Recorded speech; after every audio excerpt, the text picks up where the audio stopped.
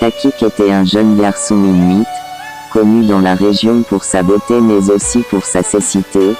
En effet, il était devenu aveugle très tôt. Il vivait avec sa petite sœur, Sitchinik.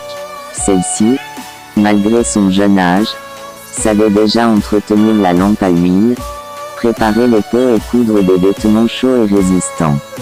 À la mort de leurs parents, ils avaient été recueillis par leur grand-mère, une vieille femme colérique et méchante, qui estimait que Takik, aveugle, n'était qu'une bouche inutile.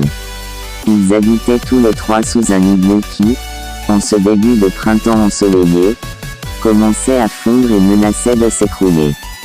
Déjà, le sommet gouttelait sur leur tête et les parois scintillaient de mille perles d'eau. Une nuit, alors qu'ils dormaient profondément, pelotonnés dans une peau de caribou sur la plateforme de l'igloo, ils furent réveillés en sursaut par un grognement effrayant. Takik reconnut aussitôt ce bruit. C'était celui de l'ours. Il fallait réagir très vite. La grand-mère attrapa l'arc et la flèche posée près de ses bottes et le donna à Takik. Prends cet arc et cette flèche. C'est l'occasion de tuer ton premier ours. Je vais t'aider à viser. Tu n'auras qu'à te laisser guider. Ainsi fut dit, ainsi fut fait. Le craquement de la glace retentit sous le poids de l'ours, tombé raide mort. Un large sourire illumina le visage de Takik. Aussi fut-il surpris quand sa grand-mère lui dit, feignant d'être très en colère. Idiot, c'est le chien que tu as tué. Non seulement tu as manqué une proie superbe, mais en plus, tu nous prives de notre meilleur chien de traîneau. Tu n'es vraiment qu'un bon à rien. La grand-mère voulait garder la peau et la viande de l'ours pour elle toute seule. Elle rêvait déjà du pantalon qu'elle pourrait se coudre dans cette grande peau blanche, moelleuse et si chaude. Elle tua le chien et fit cuire sa chair. À chaque repas, elle servait ainsi de la viande de chien à Takik, pendant qu'elle mangeait l'ours avec Sitchinik. Un soir, Sitchinik réussit à cacher de la viande d'ours sous sa parka et l'offrit en cachette à son frère. Tiens, Takik, voilà de la bonne viande d'ours. Takik eut ainsi la preuve qu'il avait bien tué l'ours et que sa grand-mère était une menteuse, égoïste de surcroît. Il décida de se venger. Petite sœur, pourrais-tu me guider jusqu'aux falaises, demain matin? Bien sûr, grand frère. Le lendemain matin, Sitchinik accompagna Takik près du rivage. Le paysage était magnifique et Sitchinik regrettait que son frère ne puisse pas le voir. Les falaises se reflétaient dans l'eau de la mer. Les derniers blocs de banquise dérivaient doucement le long de la côte. Quelques oiseaux s'y posaient de temps à autre. D'autres plongeaient à pic des sommets rocheux vers la mer, dans un brouhaha joyeux de cris auxquels les falaises répondaient en écho. Takik percevait cette effervescence autour de lui et aurait été tellement heureux de voir enfin le soleil qui réchauffait son visage et les oiseaux qui piaillaient dans les falaises. Merci, petite sœur, de m'avoir accompagné jusqu'ici. Laisse-moi seul maintenant. Tu peux rentrer au campement. Mais comment feras-tu pour revenir? Je me débrouillerai. Ne t'inquiète pas.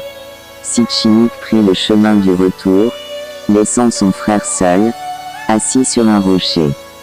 Quand Sitchinik eut disparu derrière la colline, Takik appela le plongeon arctique qu'il sentait voler tout près de lui. Bonjour, plongeon.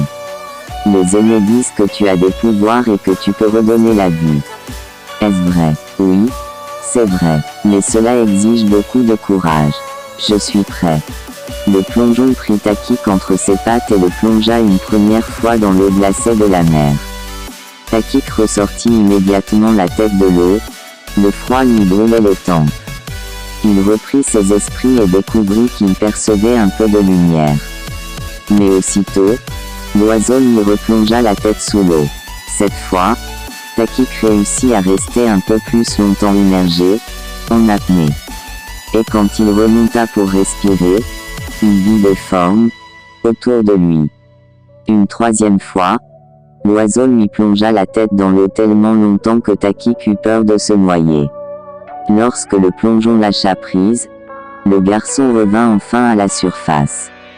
Il put alors distinguer les oisillons qui prenaient leur premier envol, tout en haut, au sommet des falaises.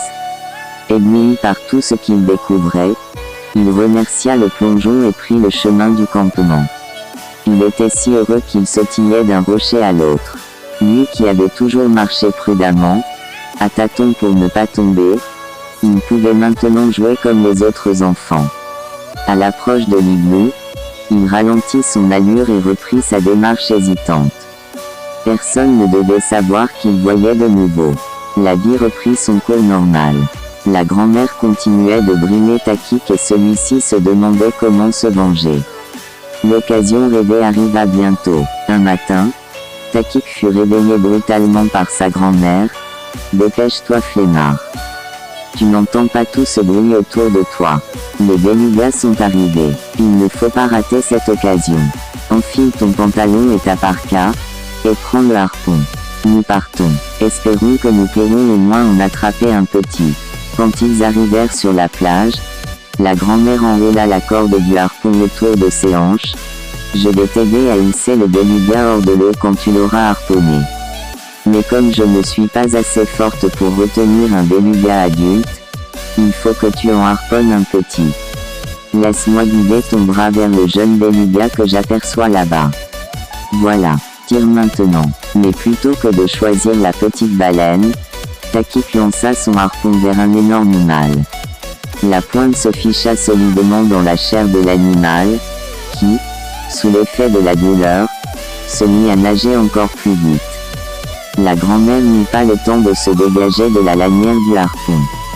Entraînée par le beluga, elle tomba dans la mer et fut emportée au loin, dans le sillage de l'animal. Le jeune garçon lui cria: « Toi qui as gardé la viande de l'ours pour toi seul, garde aussi celle-ci. » La vieille femme réapparaissait de temps en temps à la surface et, avant qu'elle disparaisse définitivement, les enfants eurent juste le temps de voir ses cheveux se torsader et se figer en une longue défense d'ivoire. C'est ainsi que la méchante grand-mère s'est transformée en narval.